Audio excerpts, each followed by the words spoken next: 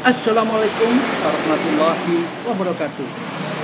Jumpa kembali dengan Tuan Guru Channel, channel yang menaburkan nilai-nilai rahmatan lil alamin untuk membangun dunia yang penuh perdamaian, keamanan, keharmonisan, persahabatan, dan persaudaraan abadi. Bagi Anda yang belum subscribe, silahkan subscribe, klik like and share agar manfaat dari konten ini dapat tersebar lebih cepat. Saudara, catatan tentang kampanye kali ini adalah menyoroti kompaknya para capres dan cawapres diam terkait dengan masalah Hari Sedunia AIDS. Hari AIDS Sedunia, World AIDS Day. Saudara, kemarin tanggal 1 Desember kita dunia internasional memperingati Hari AIDS Sedunia. Hari AIDS Sedunia.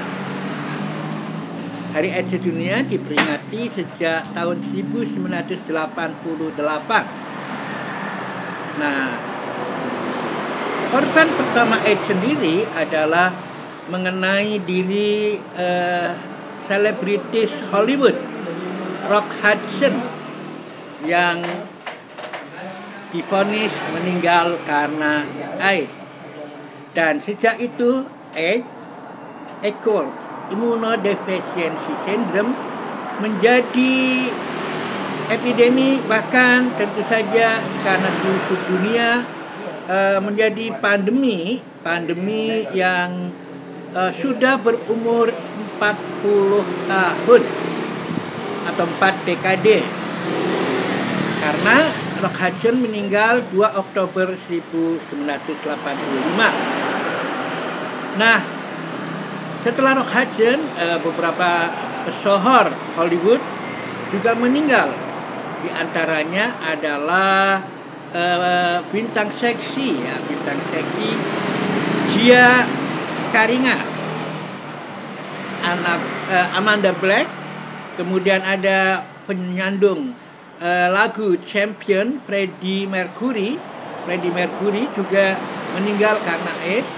Ada juga satunya adalah Prince, dan yang keenam adalah Anthony Perkins. Masalah AIDS ini ternyata tidak mengenai hanya sekelompok masyarakat saja. Ya, misalnya kalau dulu asosiasi AIDS itu akibat intim dengan sejenis, ternyata tidak. Banyak pesohor, bahkan orang yang dianggap kuat dengan daya tahan tubuhnya atau dengan kekuatan fisiknya, itu pun bisa terjangkit oleh AIDS, oleh Human Immunodeficiency Virus, HIV. HIV pada akhirnya akan berkembang menjadi Acquired Immunodeficiency Syndrome, karena sindrom ini terutama oleh penurunan daya tahan tubuh. Penurunan daya tahan tubuh yang sangat fatal. Karena penurunan daya tahan tubuh, tentu saja akibatnya adalah tubuh menjadi lemah dan cukup lemah menghadapi serangan-serangan patogen, sehingga bagi mereka yang sudah berkembang dari ODA menjadi HIV, itu tentu saja akan mengalami berbagai infeksi sekunder, yang sebetulnya pada orang normal itu tidak mengakibatkan penyakit serius. Misalnya adalah pada pneumonia ya, pada kasus pneumonia Karini ya, itu juga satu hal yang sangat fatal bagi penderita AIDS. Bahkan juga munculnya papiloma kanker kulit itu juga menjadi satu hal yang kemudian menciri pada penderita AIDS dengan tubuh yang seperti dalmatian, ya, seperti dalmatian, gelang-gelang. Nah, saudara sekalian, masalah AIDS yang sudah menjadi pandemi dunia sudah 40 tahun itu memang agak kesulitan sampai sekarang untuk menciptakan virusnya, untuk menciptakan vaksinnya, karena kenyataannya bahwa virus AIDS itu justru bisa menyaru dalam tubuh, sehingga justru antibodi yang terbangun menjadi temannya, ya, seharusnya harus melawan, tapi tidak efektif karena virus yang menyaru. Nah, ini satu hal yang luar biasa pada kasus infeksi AIDS. Oleh karena itu, jalan yang utama yang penting untuk tindakan preventif untuk AIDS ini adalah bagaimana kita menghindarkan diri dari berbagai faktor yang bisa mengakibatkan penularan AIDS. Nah, di antaranya adalah jangan melakukan hubungan seks yang tidak aman. Bagi orang beragama tentu saja seks harus aman karena memang harus didahului dengan ikatan pernikahan. Nah, ini tentu saja ini kita beruntung dengan negara yang berpancasila, penduduk Tuhan Yang Maha Esa. Seks seharusnya memang dilakukan hanya intramarital, ya, bukan ekstramarital, ya. Itu adalah hal yang mesti dilakukan. Yang kemudian yang kedua adalah menghindari berbagai faktor-faktor lain seperti misalnya penggunaan jarum bersama, ya, yang mungkin termasuk jarum-jarum dalam kesehatan. Oleh karena itu biasanya sekarang pakainya disposable, begitu dipakai kemudian dibuang. Nah, ada harapan untuk menangani masalah AIDS ini adalah dengan banana lectin, ya, lectin dari pisang. Ternyata lectin dari pisang dapat menghentikan replikasi dari virus, ya, dari HIV-nya. Nah, karena pisang atau lectin pisang itu memperangkap sehingga mereka tidak bisa melakukan replikasi atau perbanyakan. Nah, lectin pisang ini sungguh luar biasa dan harapan cerah bagi Indonesia, karena di Indonesia harapan pisang untuk peroleh pisang itu sangat mudah. Nah, jadi lectin pisang itu ternyata menjadi harapan penanganan AIDS. Dan lectin pisang ternyata juga meningkatkan CD4, ya, meningkatkan CD4. Ya. Saya punya murid kemudian terinfeksi, tentu saja dengan infeksi itu dia merasa kayaknya semuanya berakhir, bahkan karena dia akan married juga takut, maka sebelum itu kita lakukan, kalau datang saya beri pisang juga dengan beberapa tentu saja adalah herbal yang mungkin yang meningkatkan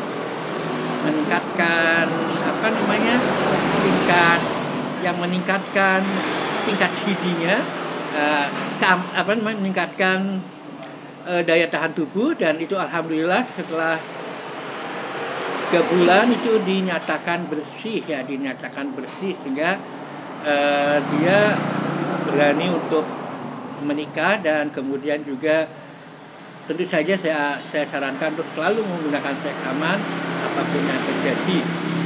Walaupun juga memang juga minum obat dokter. Nah, itu kedisiplinan minum obat dokter itu juga sangat penting itu.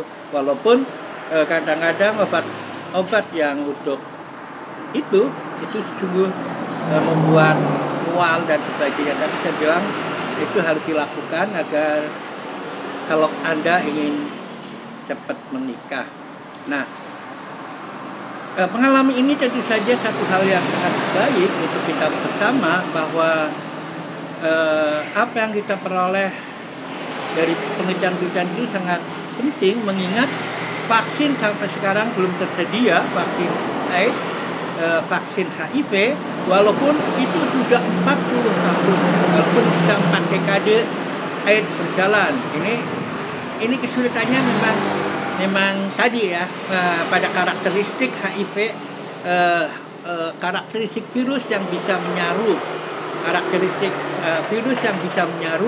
dan mengakibatkan kesulitan. Begitu dahsyatnya HIV, bahkan di Indonesia kami mendapatkan informasi dari beberapa pihak, terutama di Jogja, itu angka eksidensial atau kejadian dari HIV ini meningkat 100%, luar biasa. Meningkat 100%, yang itu artinya kita harus pandai-pandai betul-betul menjaga jangan sampai menjadi booming, karena bagaimanapun juga itu adalah suatu bom waktu yang sewaktu-waktu sangat meledak.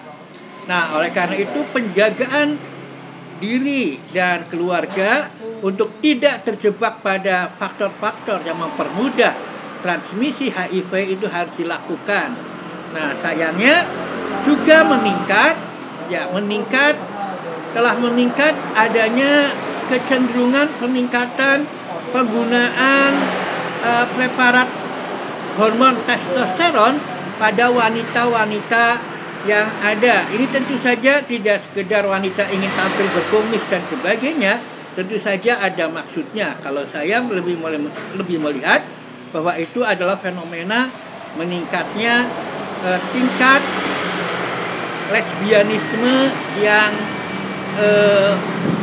dalam posisi jantan ya, karena kita tahu dalam lesbianisme ada dua posisi feme yang wanita dan yang berperan sebagai betina, dan posisi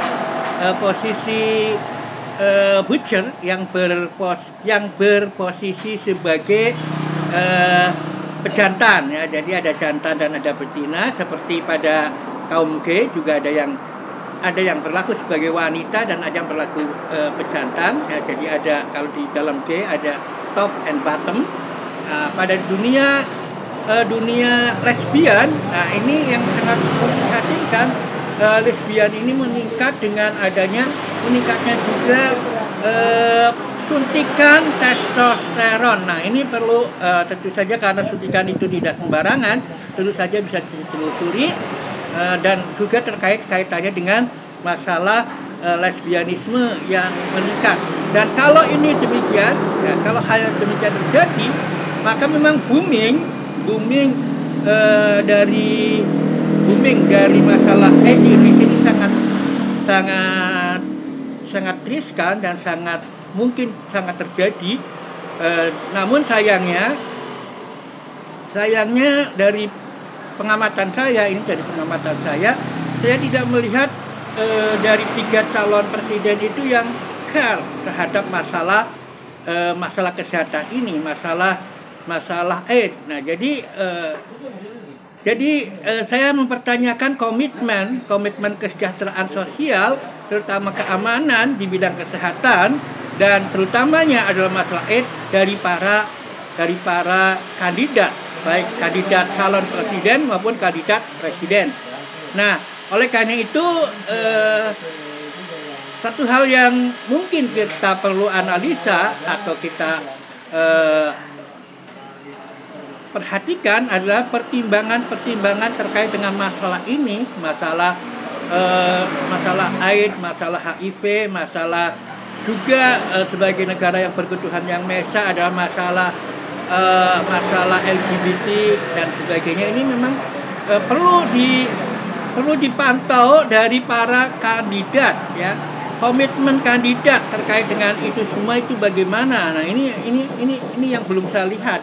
Nah, mudah-mudahan ke depan ada tindakan yang tegas ya, tindakan yang simultan dari para capres dan cawapres termasuk tim pemenangannya dalam bisa menyadarkan berbagai pandemi ya, termasuk dari HIV maupun dari masalah corona atau COVID yang dinyatakan sudah berakhir. Tapi saya mendapatkan informasi dari seseorang lah yang menyatakan bahwa COVID faktanya masih ada. Nah, itulah yang harus kita perhatikan. Kita benar-benar memilih capres dan cawapres itu betul-betul yang punya komitmen atas seluruh permasalahan bangsa. Tidak hanya 1-2 permasalahan, tapi seluruh permasalahan bangsa, termasuk dalam permasalahan HIV, AIDS, dan LGBT-nya. Karena itu mengancam kehidupan berpancasila. Mudah-mudahan ada manfaatnya, dan billahi taufiq wal hidayah. Assalamualaikum warahmatullahi wabarakatuh.